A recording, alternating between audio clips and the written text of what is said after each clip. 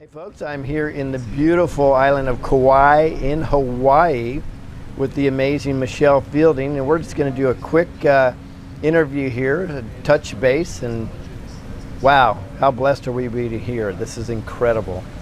So Michelle, it's awesome to have you. I know I was on your show before, so Yes, you were. you'll be on mine. What do you think about this whole setup in this weekend? Wow, this is just, I'm so glad you invited me because it's just been incredible to meet all the guests and all the speakers, and this location, Kauai, is got such a spiritual energy, and I've been doing some meditation on the beach actually, and just all the angels just came in immediately because the energies and the vibration here are just so clean and high, so it's just a really lovely place, lovely spot.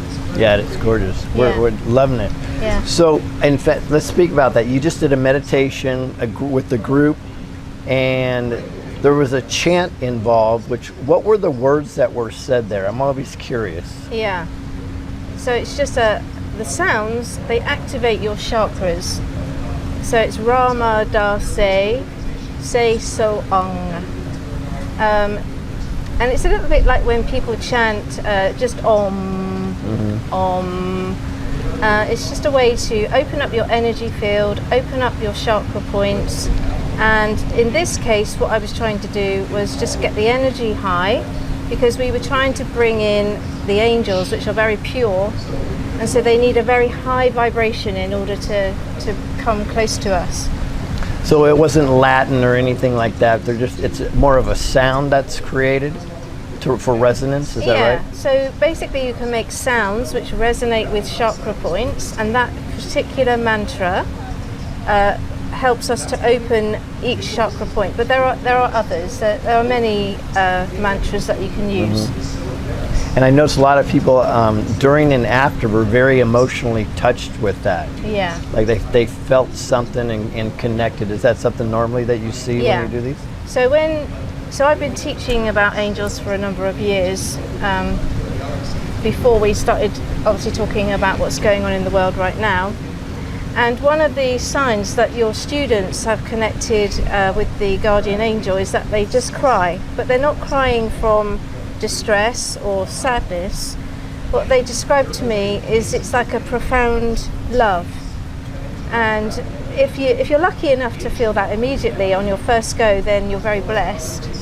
But generally people will have other sensations, like maybe a tingling or a sensation on their head or something like that. Or they sometimes get the angel wing hug, and they feel the angel wings come round. But the crying is a very good sign. It's just the fact that their heart is open and that the angel has touched their heart, and so these profound tears come. Yeah, I saw that. It was really interesting. Yeah. So what would you say to the more traditional Christian groups that they poo-poo this whole thing? Well, angels are in the Bible and in Christian religion as well. So I don't think they would be too against us calling in our angels. They might not necessarily like the technique because there was some meditation involved. Right. So I mean, there are other ways that we could have done the calling in anyway. Whatever your religious stance is, we could still have managed to call them in. But for this group, it was appropriate to do it in a meditation circle. Right. Yeah, especially in Hawaii and the way it was set up. Yeah, and the energies here are just perfect. Right. Yeah. I see that. So for the people that don't know, I know you're most known for channeling, or bringing the message through channeling, right? Yeah. And what is, I don't know if to call it an essence or who who do you channel from or through? Okay. So people ask me that question a lot. Mine was just a lot better.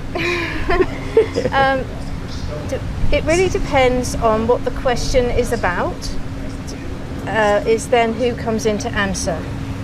So if we were talking about unconditional love and healing on the angelic level, then an angel would come in and give me the message.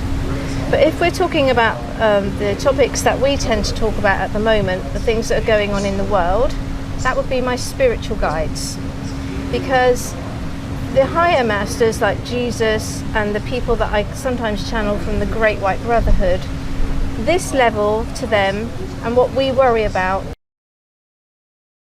a very different perspective. So they wouldn't need to come in and advise me because they look at everything very differently. But if we're looking at our practical day-to-day things that are going on here, then my spiritual guides would step forward and give me the information. And what's very interesting at the moment, as you know, is that somebody in my group knows about the military plan, and they're now starting to tell me about the quantum financial system. Both of those subjects I had no prior knowledge of. And so you can tell in that respect that my channeling is pure, because when they started to tell me this, I had no subjective opinion on it because I didn't know it, I didn't understand it. I was listening to them with purity because I didn't understand it myself. So it would be like if in this moment I started to channel a language that I didn't know and I wrote it down, it could only be pure because I don't understand the language. So if you think of it like that, but it takes many years of spiritual development, and it takes many tries at sometimes bringing in spirits that try to deceive you. And that's not a bad thing, that's a good thing, because once you've felt what the good energies feel like the angels, and how they sound and how they feel, then when a bad one comes in, you can tell the difference. And then you can switch that one out, and you know that the next time you feel that energy, you don't engage with it. So it's not bad to have a bad energy experience. It helps you to learn the light in the dark. Hello, I'm Lewis Herms with ScrewBigGov.com, and I'm encouraging you to support this channel. Truthers worldwide do a lot of work, and clearly recognition is really what we're not looking for, but sometimes we need support in the form of just liking, forwarding, subscribing, and if you could support some products that they sell if they have efficacy. So today I'd like to talk about NutraSwish, and this is something that I'm actually traveling with. I'm traveling right now currently. What a most phenomenal product I've ever run into. So I just put it in my mouth, and it's a glutathione base and has nanotechnology, not nanobots.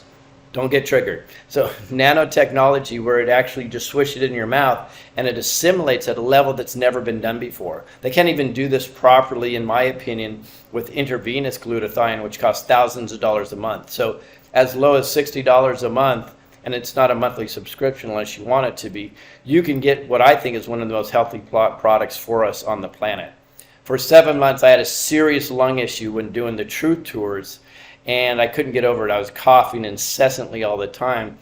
After 2 weeks on NutraSwishes by a company called Neumi, the glutathione, just amazingly, the results I got. My hair turned very dark, which is weird because I used to have all silver. So that's cool. That's just a positive side effect. No more acid reflux. Now, these are not an FDA endorsed message, obviously, and these are my personal story. I can tell you I'm hearing hundreds of stories like this of people getting in phenomenal health just by getting this wonderful glutathione into our body. In addition, so you know, I'm actually 172 years old, but because I'm using Neumi skin, now I look 136 years old. So it's really doing wonders for me also. Folks, on the serious side, these are some of the most important and relevant products with efficacy on the planet that I've ever seen. You may or may not know me, but if you know it, I rarely endorse something unless I've really vetted them strongly, and I have. So wonderful, wonderful way to get healthy and support the wonderful truthers that you're watching right now. So just go down below, click the link below, and it'll say neumi.com/ and go ahead and enjoy the products, and please continue to support these wonderful truthers because they really are working hard to get the word out. Thank you, and God bless. So it's like part of the discernment process from a spiritual level. Yes, because what happens sometimes is people open themselves up through some sort of spiritual practice with no proper training. They don't really understand what they're doing, and they start hearing what they think is an angel or a master or something like that, because they haven't been trained on how to raise up their vibration to the level of that master. And so they will come to me with pages of what they say is Jesus or an ascended master. And I say to them, if you've got all that on your very first time, that is no way you connecting. Plus, the words that are written on the page will in some way have an ego stance to them. They'll be telling the person something they should be doing.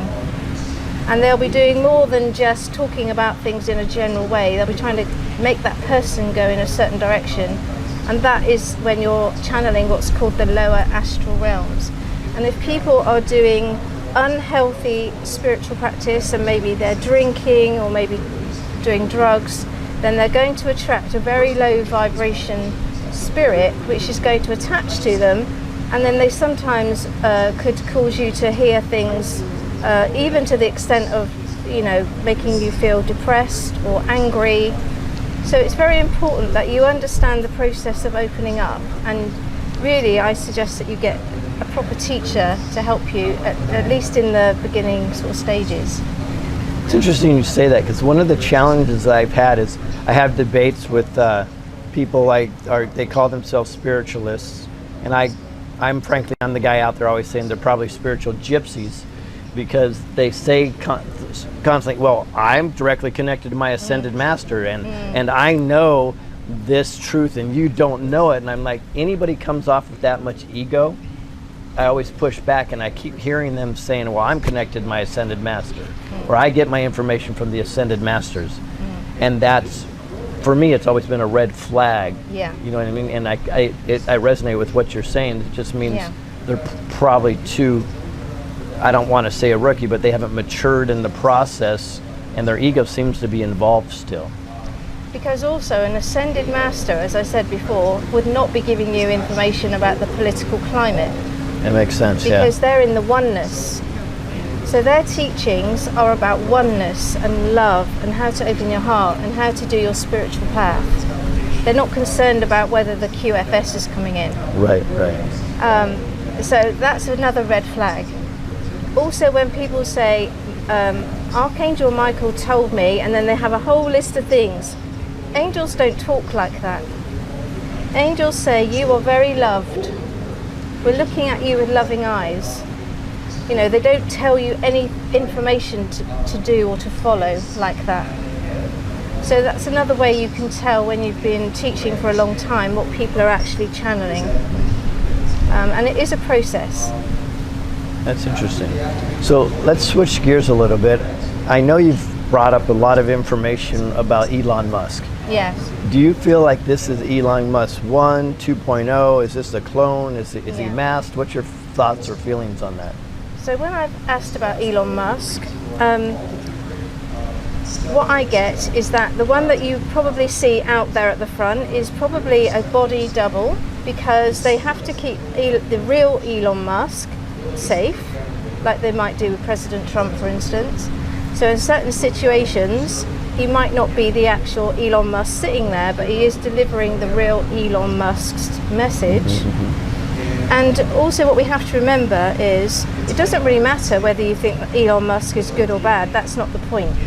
The point is that Elon Musk is the voice for the military. The military can't step forward and say, you know, we're making this and doing that, because they're supposed to be impartial.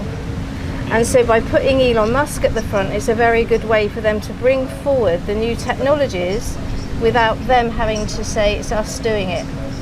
So he's the front man, and they work with him directly one-to-one on an equal basis, and there's a lot of respect between both parties.